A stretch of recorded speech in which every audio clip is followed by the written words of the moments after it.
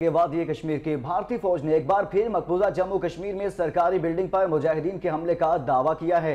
حریت پسندوں اور بھارتی فوج کے درمیان شدید جھڑپیں جاری ہیں۔ فائرنگ کے تبادلے میں 2 بھارتی فوجی زخمی ہو گئے۔ بھارتی فوج نے 2 حملہ آوروں کو گھیرے میں لے لیا۔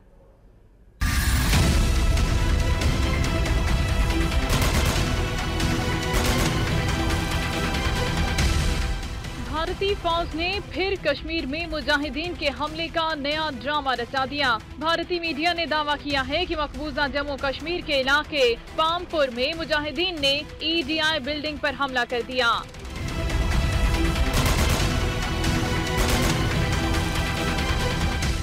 چار حملہ آوروں نے سرکاری عمارت کے اندر گھس کر شدید فائرنگ کی۔ اس دوران دھماکوں کی آوازیں بھی سنائی دیتی رہی۔ حملے کے بعد عمارت کے اندر دھواں بھی اٹھتا دیکھا گیا۔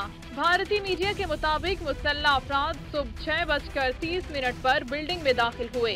فوج اور پولیس نے 7 منزلہ عمارت کو گھیرے میں لے لیا۔ مسلح افراد اور سیکیورٹی فورسز میں شدید فائرنگ کے تبادلے کے بعد علاقہ گولیوں کی تڑتڑاہٹ سے گونجتا رہا۔